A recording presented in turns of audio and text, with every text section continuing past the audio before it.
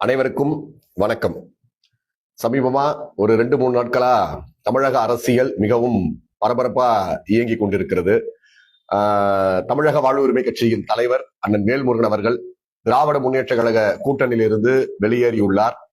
திராவிட முன்னேற்ற கழக கூட்டணியிலிருந்து தலைவர் அவர்கள் வெளியேறியதை வெகு சிலர் தவிர மீதி அத்தனை மக்களும் கொண்டாடி தீர்க்கிறார்கள். அதாவது ஒரு அரசியல் புரிதல் இல்லாத பிற கட்சிகள் மீது பாசம் கொண்ட ஒரு சிலரை தவிர மீதி தமிழ்நாட்டை சேர்ந்த மக்கள் அத்தனை பேரும் அதை கொண்டாடி வரவேற்கிறார்கள். ஏனென்றால் கடந்த 5 ஆண்டுகளாக திராவிட முன்னேற்ற கழக கூட்டணியில் இருக்கும் பொழுதே திராவிட முன்னேற்ற கழகம் செய்கிற தவறுகளை சுட்டிக்காட்டி எதிர்த்து பேசிய ஒரே தலைவர் அண்ணன் வேல்முருகன் அவர்கள் மட்டும்தான். அப்படி கூட்டணியில இருந்தே அவர்கள் அமைச்சர்கள் செய்யக்கூடிய தவறுகளை, அவர்களுடைய தவறான தீர்மானங்களை எல்லாம் எதிர்த்து பேசுறதுனால பல இடங்களில் அவர் பேசுறதுக்கு, சட்டமன்றத்தில் பேசுறதுக்கு அனுமதி மறுக்கப்பட்டிருக்கிறது. அதே போல பல அமைச்சர்கள் அவரிடம் நேரடியாக வந்து, சேகர் பாபு போன்ற அமைச்சர்கள்லாம் அவரிடம் நேரடியாக வந்து சண்டையிட்டு இருக்கிறார்கள். இதையெல்லாம் தாண்டி அதே போல பல நெருக்கடிகளை கட்சிக்கு வந்து திராவிட முன்னேற்ற கழகம் கொடுத்திருக்கிறது. பல இடங்களில் கூட்டம் நடத்துறதுக்கு அனுமதி கிடைக்கல, பல இடங்கள்ல வந்து கொடியேற்றுறதுக்கு அனுமதி கொடுக்காம பல்லாயிரம் நெருக்கடிகளை வந்து திராவிட முன்னேற்ற கழகம் கொடுத்தாலும் தொடர்ச்சியாக தமிழக மக்களின் நலனுக்காக நான் தொடர்ந்து களமாடுவேன் என்கிற அடிப்படையில் 5 ஆண்டுகளில் திராவிட முன்னேற்ற கழகத்தை எதிர்த்து, இன்னும் சொல்ல போனால் எதிர்கட்சி செய்ய வேண்டிய வேலையை கூட்டணியில் இருந்த தமிழக வாழ்வுரிமை கட்சியின் தலைவர் அண்ணன் வேல்முருகன் அவர்தான் உண்மையிலே செய்து கொண்டிருந்தார் என்பதை இன்றைக்கு மக்கள் பரவலாக வந்து அதை பேசுகிறார்கள். அப்படி இந்த முறை திராவிட முன்னேற்ற கழகத்தோடு தமிழக வாழ்வுரிமை கட்சி கூட்டணி வைக்க வேண்டும் என்றால் எங்களுக்கு உரிய அங்கீகாரம் வேண்டும். அதைவிட 10 அம்ச கோரிக்கையை முன்வைத்து, அதிலும் பிரதானமாக தமிழர் வேலை தமிழருக்கே, ஈழத்தில் நடந்தது இனப்படுகொலை போன்ற தமிழர் நலன் சார்ந்த, தமிழர் உரிமை சார்ந்த 10 அம்ச கோரிக்கைகளை முன்வைத்து, இந்த கோரிக்கைகளை திராவிட முன்னேற்ற கழகம் ஏற்றுக்கொள்ளும் பட்சத்தில் எனக்கு கூட நீங்கள் ஒரு சீட்டு கொடுக்க வேண்டாம், கொள்கையின் அடிப்படையில் நாங்கள் உங்களை ஆதரித்தோம், அந்த கொள்கையின் அடிப்படையில் இந்த வருகின்ற 5 ஆண்டுகளில் உங்களை ஆதரிப்பதற்கு நாங்கள் தயாராக இருக்கிறோம் என்று அண்ணன் வேல்முருகன் அவர்கள் கோரிக்கை வைத்தும், தமிழர் நலனில் துளியளவு அக்கறை இல்லாமல் வெறும் ஆட்சி அதிகாரத்தை கைப்பற்றுவதற்காக தமிழர் நலன் என்கிற நாடகத்தை நடித்துக் கொண்டிருக்கிற திராவிட முன்னேற்ற கழகம் நாங்கள் அதிகார திமிரில் இருப்பதால் இந்த கோரிக்கைகளை பற்றி நாங்கள் எல்லளவும் பரிசீலனை செய்ய மாட்டோம் என்கிற நிலைப்பாடை எடுக்கின்ற பட்சத்தில் எமக்கு ஒரு சீட்டை விட, 2 சீட்டை விட, 3 சீட்டை விட எமது மக்களின் நலன்தான் தமிழக வாழ்வுரிமை கட்சிக்கு முக்கியம் என்று மானத்தோடு, தன்மானத்தோடு, சூடோடு, சுரணையோடு திமுக கூட்டணியிலிருந்து தமிழக வாழ்வுரிமை கட்சியின் தலைவர் அண்ணன் வேல்முருகன் வெளியேறினார். இது 2 நாட்களாக தமிழ்நாடு முழுவதும் பரவலாக அனைத்து மக்களாலும் வரவேற்கப்பட்டது. இப்படி வரவேற்கிறா திமுக காரன் சும்மா இருப்பானா?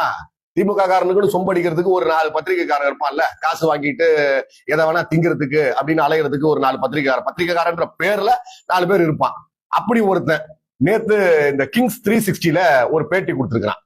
அவன் என்ன சொல்றான்னா, தலைவர் வேல்முருகன் அவர்களுக்கு விருதாச்சலம், பண்ருட்டி இங்க இருக்கிற மணல் குவாரிகள் இருந்து 1 கோடி ரூபாய் மாதம் வருமானம் வந்தது அப்படின்னு பேசுறான். ஏண்டா நாய்க்கு பிறந்த நாய, நீ சரியான ஆண்மலையா இருந்தா, நீ உண்மையிலேயே பத்திரிக்காரனா இருந்தா நீ ஆதாரப்பூர்வமா பேசணும்லடா. இன்னாரு இந்த தேதியில அண்ணன் வேல்முருகன் அவர்களுக்கு இவ்வளவு பணம் கொடுத்தாரு, அதற்கான எவிடன்ஸ் இங்க இருக்கு, இத பாருங்க, இந்த ஆதாரத்தை பாருங்க அப்படின்னு சொல்லிருந்த நாய, எவனோ கொடுக்குற எச்ச காசுக்கு ஆசைப்பட்டு வந்து ஒரு யூடியூப் சேனல்ல வந்து உட்காந்துக்கிட்டு அவர் 1 கோடி ரூபாய் மாசம் சம்பாதிக்கிறாரு. நான் கூறுகிறேன், நான் தமிழக வாழ்வுரிமை கட்சியுடைய மாநில கொள்கை விளக்கணி தலைவர். எங்கள் தலைவர் அண்ணன் வேல்முருகன் 1 கோடி ரூபாய் இல்ல, 1 ரூபாய் யாரிடமாவது லஞ்சமாக கையூட்டு பெற்றார் என்று சொன்னால் அந்த இடத்தில் 4 சாவத்துக்கு நான் தயாரா இருக்கிறேன். அந்த இடத்தில் 4 சாவத்துக்கு நாங்கள் தயாரா இருக்கிறோம். இந்த 5 ஆண்டுகள் திராவிட முன்னேற்ற கழகத்துக்கு கூட்டணி வைப்பதற்கு எங்களுக்கு என்ன நோக்கம் இருந்தது? எங்களுக்கென்று மக்கள் கோரிக்கை இருந்தது. அந்த கோரிக்கையை முன்வைத்து நாங்கள் திமுகவோடு நாங்கள் களமாடினோம். அந்த கோரிக்கையை திமுக பரிசீலனை செய்யாத பட்சத்தில் திமுக கூட்டணியில் நாங்கள் வெளியேறுகிறோம். அப்படி வெளியேறின உடனே பத்திரிகைகளை வச்சுக்கிட்டு வேல்முருகனுக்கு வந்து 500 கோடி சொத்து இருக்குது. 500 கோடி ஏண்டா? ஒரு அடிப்படை ஆதாரம் ஒண்ணு வேணும். ஒருவர் மீது குற்றம் சுமத்த வேண்டும் என்றால் அவர் மீது குற்றம் சுமத்துவதற்கு இந்த இடத்தில் இவர் பணம் பெற்றார், இந்த இடத்தில் இவருக்கு இந்த உதவியை செய்தார், அதன் மூலமாக இவருக்கு வருமானம் கிடைத்தது அப்படின்னு ஒரு ஆதாரங்களை நீங்க முன்வைக்கணும். அப்படி எந்த ஒரு அடிப்படை ஆதாரமே இல்லாம போடுற எச்ச காசுக்கு, ஊர்ல பழமொழி சிலர் சொல்லுவாங்க, காசுக்காக இவன் மரத்தை கூட தின்னுவான்ட்டு. அப்ப நம்ம யோசிப்போம், இப்படியுமா மனிதர்கள் இருப்பார்கள்? ஆனா இவனை போன்ற, இந்த பிரகாஷ் போன்ற நபர்களை வந்து பார்க்கும் பொழுது, ஆம், காசுக்காக மரத்தை கூட தின்னக்கூடியவர்கள் இருக்கிறார்கள். இதோ உதாரணத்துக்கு இவனே இருக்கிறான் அப்படின்னு வந்து அதை பார்க்கும்போது தெரியுது. நேற்று அவ்வளவு பேச்சு பேசல. திருவொற்றியூர்ல வந்து வேல்முருகன் எம்எல்ஏவா நிக்கிறதுக்கு முன்னால ஒரு சாதாரணமா இந்த செக்யூரிட்டி ஏஜென்சி வந்து வச்சுட்டு இருந்தாரு. அவருக்கு இன்னைக்கு எப்படி இவ்வளவு பணம் கேட்கிறாரு? திருவொற்றியூர்ல அண்ணன் வேல்முருகன் செக்யூரிட்டி ஏஜென்சி வச்சிருந்தாரா? நீ யார் நாய? நீ உன் ஊர் எது? நீயே பொழைக்க வந்தவ, உன் ஊரு கேரளா, நீங்க பொழைக்க வந்தவ, நீங்க வந்து வயிற்று பொழப்புக்கு வழி இல்லாம உடல் உழைப்பு செஞ்சு பொழைக்கிறதுக்கு வழி இல்லாம 10 கட்சிக்காரங்கிட்ட போய் ஐயா நான் உங்களுக்காக பேசுறேன், எனக்கு ஏதாவது கொஞ்சம் பார்த்து கொடுங்க, எனக்கு ஏதாவது சோறுக்கு ஏதாவது வழி பண்ணுங்க, எனக்கு ஏதாவது வீட்டு வாடகை வழி பண்ணுங்கன்னு பிச்சை எடுத்துங்கிற நாய் நீ பேசுற திருவொற்றியூரை பத்தி. திருவொற்றியூர் மண்ணின் மைந்தன் தான் நானு. திருவொற்றியூரை தலைவர் வேல்முருகன் அவர்கள் இருந்த வரலாறு தெரியுமா உனக்கு? அண்ணன் வேல்முருகன் அவர்கள் அங்க இருக்கக்கூடிய அசோக் லைலாண்ட்ல இருக்கிற செஸ் வண்டியுடைய சேஸை எடுத்து டெலிவரி பண்ணக்கூடிய கான்ட்ராக்டர் எடுத்து நடத்திருந்தார். ஒரு பெரிய யார்டு எடுத்து அந்த யார்டுல வந்து அந்த சேஸுகளை கொண்டு வந்து அந்த சேஸ் அங்க இருக்கக்கூடிய ஓட்டுநர்கள் வடசென்னை முழுவதும் இன்றைக்கு இருக்கிற ஓட்டுநர்களுக்கு பரிச்சயமானவர் அண்ணன் வேல்முருகன்.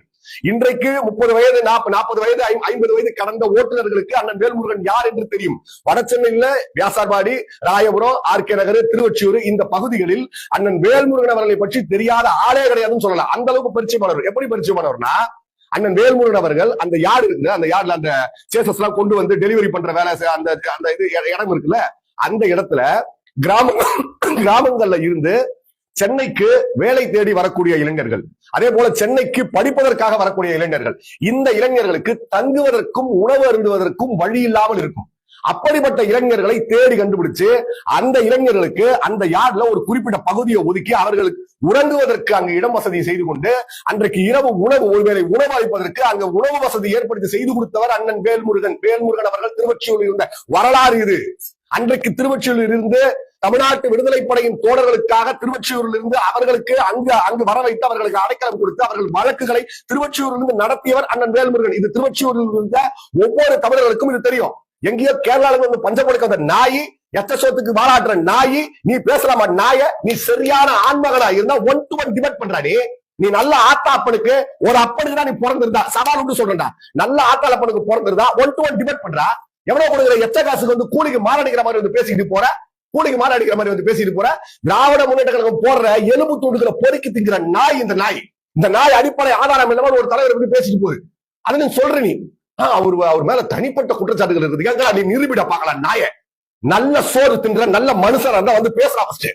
தனிப்பட்ட குற்றச்சாட்டு என்னடா குற்றச்சாட்டு? நான் சொல்றேன்டா, என் பிள்ளை மீது சத்தியமா நான் வேல்முருகன் அவர்கள் சமுதாயம் கிடையாது. என் மகன் இருக்கிற 6 வயசு, என் பிள்ளை மீது சத்தியமா சொல்றேன். என் தலைவர் கட்டிய மனைவி தலைவர் யாரும் கண்ணெடுத்து பார்க்காதவர். டீ காபி குடிக்கிற பழக்கம் கூட என் தலைவர் இல்லடா. என் கட்சிக்கு வரக்கூடிய பெண்களை தன்னுடைய சகோதரியாக, தன்னுடைய அக்காவாக, தன்னுடைய தங்கையாக, தன்னுடைய தாயாக பாவித்து 2 மணி 3 மணி ஆனாலும் அவர்கள் ஏதாவது ஒரு நிகழ்வுக்கு வரதுக்கு தாமதமான தன் தூக்கத்தை கெடுத்துக் கொண்டு அவர்கள் வர வேண்டும், அவர்களை பாதுகாப்பான ஒரு இடத்தில் தங்க வைத்துவிட்டு பிறகு வீட்டுக்கு செல்ல வேண்டும் என்று நினைக்கிற நபர் எங்கள் தலைவர் அவர்கள். பேசிட்டு போற. திராவிட முன்னேற்ற கழகத்துக்கு ஒரே ஒரு எச்சரிக்கை விடுக்கிறோம். எங்கள் தலைவர் அண்ணன் வேல்முருகன் உங்கள் கூட்டணியை விட்டு வெளியேறும் பொழுது மிக மிக நாகரிகமாக, மிக மிக இதுவரை இந்த கூட்டணியில் தொடர்ந்தோம். தளபதி அவர்களின் கூட்டணியில் நாங்கள் இருந்தோம், மதசார்பற்ற கூட்டணியில் இருந்தோம். சில RSS அதிகாரிகளின் தவறான வழிகாட்டுதலில் திமுக செயல்படுகிறது. இதை திமுக மாற்றிக்கொள்ள வேண்டும். தமிழர் நலன் சார்ந்து திமுக யோசிக்க வேண்டும், பேச வேண்டும், செயல்பட வேண்டும் என்று கூறிவிட்டு வெளியேறினார். ஆனால் நீங்கள் உங்கள் நயவஞ்சக தன்மையை நீங்கள் காட்டுவீர்கள் என்றால், நீங்கள் உங்கள் முள்ளவாரிதனத்தை முடித்த காட்டுவீர்கள் என்றால், வந்துருச்சு தேர்தல். இன்னும் 1 மாத காலம்தான் தேர்தல் இருக்கிறது. தமிழக வாழ்வுரிமை கட்சி பட்டி தொட்டி எங்கும் சென்று திராவிட முன்னேற்ற கழகத்தின் முகத்திரையை கிழிக்கும் என்பதை நீங்கள் புரிந்து கொள்ளுங்கள். நீங்கள் யோகிய சிகாமணிகளா? நீங்க உத்தமர்களா? நீங்க ஒரு ஈழத்தில் நடந்தது ஒரு இனப்படுகொலை. இந்த தீர்மானத்தை அம்மையார் ஜெயலலிதா அவர்கள் நிறைவேற்றினார். ஜெயலலிதா அவர்கள் ஒரு பார்ப்பனிய பெண்மணி. ஜெயலலிதா அவர்கள் திராவிடம்னா என்னன்னு தெரியுமான்னு பேசுறீங்களே. அந்த பார்ப்பனிய பெண்மணி ஒரு தீர்மானத்தை நிறைவேற்றுகிறார்கள். ஈழத்தில் நடந்தது இனப்படுகொலை, அதற்கு சர்வதேச நீதி விசாரணை வேண்டும் என்று அந்த பார்ப்பன பெண்மணி ஒரு கோரிக்கையை முன்வைக்க ஒரு தீர்மானத்தை நிறைவேற்றுகிறார். எங்கள் அண்ணன் வேல்முருகன் உங்களிடம் வைத்த கோரிக்கை 2021 முன்னாலேயே உங்க கூட நாங்கள் கூட்டணி சேர்த்துக்கும் போதே நாங்கள் வைத்த கோரிக்கை, இந்த தீர்மானத்தை அப்படியே ஒரு நகல் எடுங்க. அப்படியே ஒரு நகல் எடுத்து இதை முத்துவேல் கருணாநிதி ஸ்டாலின் என்கிற தளபதி அவர்கள் நீங்க வந்து மத்திய அரசுக்கு ஒரு அழுத்தம் கொடுங்க, திமுக அரசு ஒரு அழுத்தம் கொடுங்க சொன்னோம். நீங்க தான் தமிழினத்தின் தலைவர், தமிழினத்தின் தலைவரின் மகனாச்சு. நீங்க அதை செய்ய வேண்டியதானே? அதை செய்யறதுக்கு உங்களுக்கு என்ன வலிக்குது? என்ன பிரச்சனை உங்களுக்கு? அப்ப நீங்கள் ஈழத்தில் நடந்த இனப்படுகொலைக்கு ஆதரவு நிலைப்பாடில் இருந்தீர்கள் என்று அப்பட்டமாயிடும் சொல்லி பயப்படுறீங்களா? நீங்க என்ன பிரச்சனை இருக்குது உங்களுக்கு? தமிழ்நாட்டு வேலை தமிழருக்கே என்று நீங்க கொடுங்கன்னு கேட்கிறோம். நீங்க தமிழின தலைவரின் முதல்வராச்சு, தமிழையே உங்க அப்பா தான் கண்டுபிடிச்சார் என்ற வரையில பேசுவீங்க. சில நேரங்கள்ல கருணாநிதிக்கு முன்னாடி தமிழே கிடையாது, கருணாநிதி வந்துதான் தமிழ் ஒரு மொழியை உருவாக்கணுன்ற மாதிரி பேசுவீங்க. அப்ப நீங்க சொல்லுங்க, நீங்கள் உருவாக்கிய இந்த மொழிக்கு, உங்கள் அப்பா உருவாக்கிய இந்த இனத்திற்கு, இந்த இனத்தின் வேலை வாய்ப்பை இந்த இடத்தில் உறுதிப்படுத்துவதற்கு சட்டம் ஏற்றுகள் என்று எங்கள் தலைவர் வேல்முருகன் கோரிக்கை வைத்தார். இதுக்கு ஏன் வாயை திறக்க மாட்டேன்றீங்க? இது வாயை தந்து பேச வேண்டியதான். நீங்க இதுக்கு பதில் சொல்ல வேண்டியதானே? 5 ஆண்டுகளாக சட்டமன்றத்தில் கேட்டுட்டு பதில் சொல்ல வேண்டியதானே? சிறப்பு முகாம்கள் என்கிற பெயரில் எங்கள் உறவுகளை, எங்கள் தொப்புள் கொடி உறவுகளை நான் கேட்கிறேன். பீகார்ல இருந்து வரவா இங்க நல்லா நிம்மதியா வாழ்றான்டா? மகாராஷ்டிரா வரவன் நிம்மதியா வர்றான். அந்த சவுகார்பேட்டையில் 40 வருஷத்துக்கு முன்னால மகாராஷ்டிரால இருந்து, ஒடிசால இருந்து, ராஜஸ்தான்ல இருந்து வந்தவளா இன்னைக்கு வந்து தங்க வணிகத்தை வச்சு நிம்மதியா வாழ்றாடா. ஏன்னா எங்க தொப்புள் கொடி உறவுடா, ஈழத்துல இருக்கிறவன் என் தொப்புள் கொடி உறவு. அங்க உள்நாட்டு போர்ல அவன் பாதிக்கப்பட்டு அவன் இங்க எதுக்கு ஓடி வர? தமிழ்நாட்டுல என் தொப்புள் கொடி உறவுகள் இருப்பார்கள், அவர்கள் எங்களை பாதுகாப்பார்கள், என் அண்ணன் இருக்கிறான், என் தம்பி இருக்கிறான் என்று நேசித்து எங்களை நேசித்து வருகிறார்கள். அவங்களை பிடிச்சி சிறப்பு முகாமில் போடுறீங்க. நீங்க தான் தமிழக தலைவரின் மகராட்சி. ஒரு தமிழன் தான் சிறப்பு முகாமில் இருக்கிறான். கொடியவன் ராஜபக்சே கூட அங்கு இருந்த போராளிகளுக்கு பொது மன்னிப்பு வழங்கி விட்டு விட்டான். ஆனா அதை விட கொடியவனாக இருக்கிறார் இந்த ஸ்டாலின். அவர்களை நீ விடுவிக்கிறது என்னடா பிரச்சனை? உங்களுக்கு என்ன பிரச்சனை? தமிழகத்துக்காக ஒரு ஆட்சி நடத்தணும். நாசமாக நிர்மூலமாக போகும் திமுக. நீங்க என்ன நினைக்கிறீங்க? திமுக இதை பார்த்துக் கொண்டிருக்கிற மற்ற கூட்டணி கட்சியின் தோழர்களுக்கு ஒரு வேண்டுகோளாக நான் முன்வைக்கிறேன். திராவிட முன்னேற்ற கழகம் இன்றைக்கு எப்படி 5 ஆண்டுகளாக திராவிட முன்னேற்ற கழகம், நீங்க திராவிட முன்னேற்ற கழகம் 2016 என்ன ஆச்சு? 2016 பழம் கனிந்து கொண்டிருக்கிறது, அது பாலில் விழும், அப்புறம் என் வாயில் விழும், இப்படிலாம் கருணாநிதி பேசினார். யாருக்காக? விஜயகாந்துக்காக. கடைசியில் விஜயகாந்த் போய் திமுக தோப்படிகள் பண்ணினார். திமுக தோத்துச்சு. இந்த 5 ஆண்டுகள் என்ன அவஸ்தைப்பட்டீங்க? இந்தியாவிலேயே ஒரே ஒரு எதிர்கட்சி தலைவர் சட்டை கிழிச்சு வெளியே வந்து ஐயோ சட்டை கிழிச்சு பாருங்க, சட்டை கிழிச்சு பாருங்கன்னு சொன்ன ஒரே ஆளு ஸ்டாலின் போனாரு. இன்னைக்கு ஆளுநர் ஆர்.என். ரவி வரும்போது வெளியே போ அப்படின்னு சொல்லி பேசுறீங்களா? அன்னைக்கு அதே ஆளுநர் மாளிகையை தேடி போனாரு. சட்டையெல்லாம் கிழிச்சிட்டாங்க, பிளீஸ் இந்த ஆட்சியை டிஸ்கஸ் பண்ணுங்க அப்படின்னு கேட்டவர் இந்த ஸ்டாலின். அன்னைக்கு இந்த ஸ்டாலினுக்கு உறுதுணையாக யார் நின்றது? இதே திராவிட முன்னேற்ற கழகத்துக்கு ஆதரவாக தமிழக வாழ்வுரிமை கட்சி நின்றது, விடுதலை சிறுத்தைகள் நின்றது, கம்யூனிஸ்டுகள் நின்றார்கள். இந்த கட்சிகள் இன்றைக்கு இவர்களுக்கு கசக்கிறது.